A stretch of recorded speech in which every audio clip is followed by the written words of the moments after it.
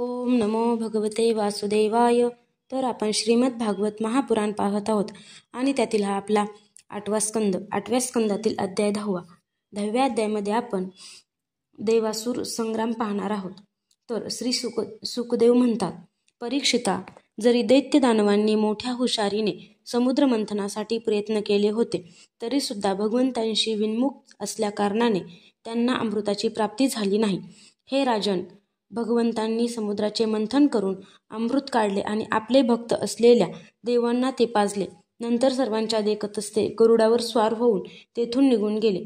आपल्या शत्रूंनाच यश मिळालेले पाहून त्यांचा उत्कर्ष दैत्यांना सहन झाला नाही. त्यांनी ताबडतोब शस्त्रास्त्रांनिशी देवांवर हल्ला चढवला. इकडे सर्व देवांनी एक तर अमृत पिऊन विशेष शक्ती मिळवली होती, शिवाय त्यांनी भगवंताच्या चरणकमलांचा आश्रय घेतला होता. त्यामुळे ते सुद्धा शस्त्रांनी सज्ज होऊन दैत्यांना प्रतिकार करू लागले. राजा, श्रीसागराच्या किनाऱ्यावर मोठाच रोमांचकारी आणि भयंकर संग्राम झाला. हाच देवासुर संग्राम होय. तेथे दोघेही प्रबळ शत्रू अत्यंत क्रोधाविष्ट होऊन एकमेकांना तलवारी, बाण आणि इतर अनेक शस्त्रांनी घायाळ करू लागले. त्यावेळी शंख, तुताऱ्या, मृदुंग, नगारे आणि डमरू मोठमोठ्याने वाजू लागले. तसेच हत्तींचे चित्कार, घोड्यांची खिंकाळणी, रथांचे खडखडाट आणि पायदळाच्या ओरडण्याने तेथे मोठाच हलकल्लोळ माजला.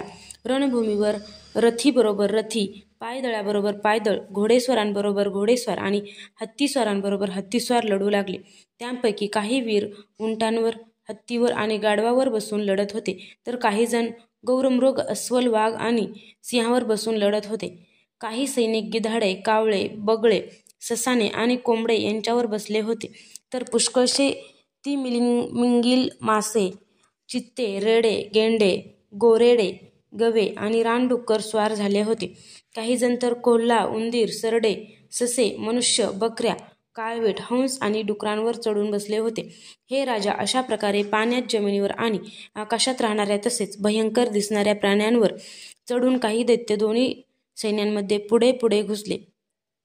राजा, त्यावेळी रंगीबेरंगी ध्वज, शुभ्र छत्रे, रत्नजडित दंड असलेले बहुमूल्य पंखे, मोरपंख, चौऱ्या आणि वाऱ्याने उडणारे दुपट्टे, पगड्या, चकाकणारी कवचे, अलंकार, सूर्यकिरणामुळे अत्यंत चमकणारी धारदार शस्त्रे, तसंच वीरांच्या रांगा, यामुळे देव आणि असुरांच्या सेना जलचरांनी सागर शोभावे अशा शोभत होत्या.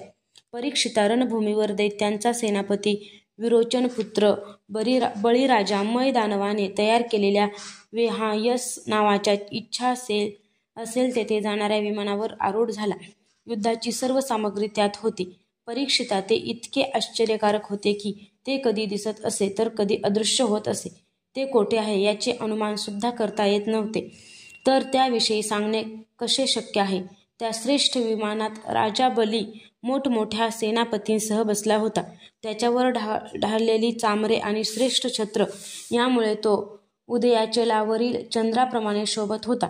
त्याच्या चारी बाजूंनी आपापल्या विमानात बसलेले नमुची 100 बाण, विप्र, चित्ती, अयोमुख, द्विमूर्धा, कालनाभ, प्रहेती, हेती, इल्वल, शकुनी, भूतसंताप, वज्र, इंद्रष्ट, विरोचन, हयग्रीव, शंकुशिरा, कपिल, मेघदुदुंभी, तारक, चक्राक्ष, शुंभ, निशुंभ, जंभ, उत्कल, अरिष्ठनेमी, त्रिपुराधिपती मय, पौलोम, कालेय आणि निवातकवच वगैरे सेना विभागप्रमुख होते.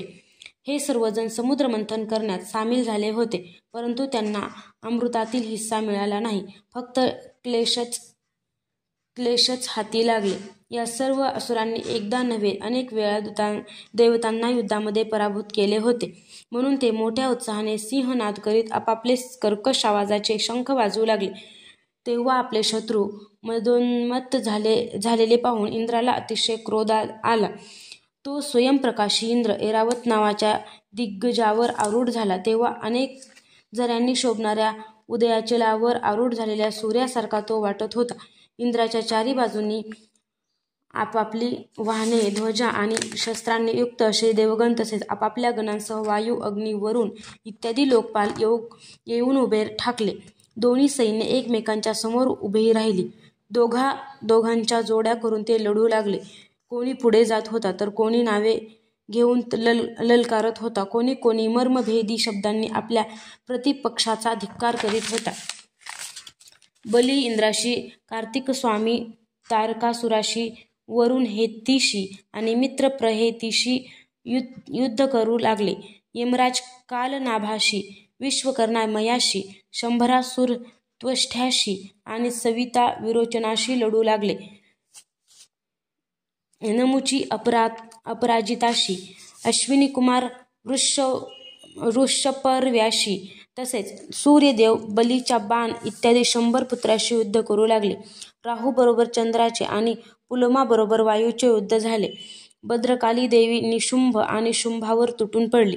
परीक्षिता जंभासुरांनी महादेवाची, महिषासुराशी, अग्निदेवाची आणि वातापी तसेच इल्वलाशी ब्रह्मदेवाच्या पुत्राची लढाई जुंपली. दुर्मर्षाची कामदेवाशी, उत्कलाची मातृगणाशी, शुक्राचार्यांची बृहस्पतीशी आणि नरकासुराची शनेश्वराशी लढाई होऊ लागली. निवात कवचाच्या बरोबर मरुद्गणाचा, कालेयाबरोबर वसुगणांचा, पोलोमाबरोबर विश्वदेवांचा तसेच क्रोधवंशाबरोबर रुद्रगणांचा संग्राम होऊ लागला. अशा प्रकारे असुर आणि देवता रणभूमीवर द्वंद्वयुद्धाने आणि सामूहिक आक्रमणाने एकमेकांसमोर येऊन विजय मिळविण्याच्या इच्छेने सारे बळ एकवटून तीक्ष्ण बाण, तलवारी आणि भाले यांनी प्रहार करू लागले. गोपनी, चक्रे, गदा, दुधारी, तलवारी, पट्टे, शक्ती, कोलिते, भाले, परशु, तलवारी, मुद्रगल, आडणे आणि गोफणींनी एकमेकांची मस्तके छाटू लागले. त्यावेळी त्यांच्यावर स्वार झालेल्यांसह हत्ती, घोडे, रथ इत्यादी अनेक प्रकारची वाहने आणि पायदळे सेना छिन्न भिन्न होऊ लागली. कोणाचे हात, कोणाच्या मांड्या, कोणाची मान आणि कोणाचे पाय तुटून पडले तर काही जणांच्या ध्वजा, धनुष्य, कवचे आणि अलंकार यांचे तुकडे तुकडे झाले. चाकांच्या पायांची आदळआपट आणि रथांच्या चाकांच्या घर्षणाने जमिनीला खड्डे पडले. त्यावेळी रणभूमीवर एवढी प्रचंड धूळ उडाली होती की तिन्ही दिशा, आकाश आणि सूर्याला देखील झाकून टाकले. परंतु थोड्याच वेळात रक्ताचे पाट वाहून जमीन ओली झाली आणि धुळीचे नावही राहिले नाही. त्यानंतर लढाईचे मैदान तुटून पडलेल्या डोक्यांनी भरून गेले. कोणाचे मुकुट आणि कुंडले गळून पडली होती तर कोणाच्या डोळ्यातून क्रोध प्रकट होत होता. काही जणांनी आपल्या दातांनी आपले ओठ दाबून धरले होते. पुष्कळांचे अलंकार आणि शस्त्रसज्ज पुष्ठ हात तुटून पडले होते आणि पुष्कळांच्या मोठमोठ्या मांड्या कापल्या गेल्या होत्या. अशा प्रकारे ती रणभूमी अत्यंत भीषण दिसत होती. तेव्हा आपल्या तुटून पडलेल्या डोक्यांच्या डोळ्यांनी पाहून काही धडे आपल्या हातात हत्यारे घेऊन शत्रूवर धावून जात त्यांच्यावर तुटून पडू लागली. राजा बलीने 10 इंद्रावर, 3 ऐरावत हत्तीवर, 4 हत्तीच्या पायांच्या रक्षकावर आणि 1 माहुतावर असे बाण सोडले. पराक्रमी इंद्राने आपल्याकडे येणारे बाण तेथपर्यंत पोहोचण्यापूर्वीच भल्ल नावाच्या तितक्याच तीक्ष्ण बाणांनी हसत हसत तोडून टाकले. इंद्राचा हा प्रशंसनीय पराक्रम पाहून राजा बलीने आणखी चिडून आगीच्या लोळासारखी प्रज्वलित शक्ती हातात घेतली, परंतु ती हातात असतानाच इंद्राने तोडून टाकली. यानंतर बलीने एका पाठोपाठ एक शूल, भाला, स्तोमर आणि शक्ती हातात घेतली, परंतु तो जे शस्त्र हातात घेई त्याचे इंद्र तुकडे करून टाकी. परीक्षिता, यानंतर बलीने गुप्त होऊन आसुरी मायेने देवांच्या सेनेवर एक पर्वत निर्माण केला. त्या पर्वतावरून वणव्याने जळणारे वृक्ष आणि करवतीच्या दातांप्रमाणे तीक्ष्ण टोके असलेल्या शिळा खाली पडू लागल्या. त्यामुळे देवतांच्या सेनेचा चक्काचूर होऊ लागला. त्यानंतर मोठमोठे विषारी साप, विंचू इत्यादी विषारी प्राणी पडू लागले. सिंह, वाघ आणि रानडुकरे देवसेनेच्या मोठमोठ्या हत्तींना मारू लागले. परीक्षिता हातामध्ये शूळ घेऊन मारा तोडा असे ओरडत शेकडो नागड्या उघड्या राक्षसींनी आणि राक्षस सुद्धा तेथे प्रकट झाले. काही क्षणातच आकाशात ढगांच्या घनघोर रांगा घुटमळू लागल्या. त्यांचे एकमेकावर आपटणे आणि मोठमोठ्या गर्जना होणे सुरू झाले. विजा चमकू लागल्या आणि प्रचंड वादळ सुरू होऊन ढगातून निखारे खाली पडू लागले. दैत्यराज बलीने प्रलयकालाच्या अग्नीप्रमाणे अत्यंत भयानक अशी आग उत्पन्न केली. त्या अग्नीने वाऱ्याच्या साह्याने देवसेना जाळावयास सुरुवात केली. थोड्याच वेळात प्रचंड वादळाच्या धडकेने मोठमोठ्या लाटा आणि भोवरे निर्माण झालेले समुद्रकिनारे सोडून वर येत असलेले दिसू लागले. अशा प्रकारे जेव्हा त्या अदृश्य भयानक मायावी असुरांनी निरनिळ्या माया निर्माण केल्या तेव्हा देवांचे सैनिक घाबरून गेले. परीक्षिता, जेव्हा इंद्रादी देवांना त्यांच्या मायेच्या प्रतिकाराचा उपाय सुचला नाही तेव्हा त्यांनी विश्वाच्या रक्षणकर्त्या भगवंताचे ध्यान केले आणि तत्क्षणी ते प्रकट झाले. त्यांनी आपले चरण कमल गरुडाच्या खांद्यावर ठेवले होते. ताज्या कमळाप्रमाणे त्यांचे नेत्र होते. त्यांनी पितांबर परिधान केला होता. त्यांच्या 8 हातात 8 आयुधे, छातीवर लक्ष्मी आणि कौस्तुभमणी, मस्तकावर अमूल्य मुकुट तसेच कानांमध्ये कुंडले झगमगत होती. देवांना त्याचे असे रूप दिसले जसे झोपेतून जागे झाल्यावर स्वप्नातील वस्तू नाहीशा होतात. त्याचप्रमाणे परमात्मा प्रकट होताच त्यांच्या प्रभावाने असुरांच्या कपटपूर्ण माया नाहीशा झाल्या. भगवंताचे स्मरण सर्व संकटापासून मुक्त करते हे योग्यच आहे. हे राजा, यानंतर सिंहावर बसलेल्या काल नेमीचे लढाईच्या मैदानात गरुड वाहन भगवंतांना आलेले पाहिले तेव्हा त्याने अत्यंत वेगाने त्यांच्यावर एक त्रिशूल फेकला. तो गरुडाच्या डोक्यावर आपटणार होता. तेवढ्यात भगवंतांनी तो सहज पकडला आणि त्याच त्रिशूलाने वाहनासह कालनेमीला मारले.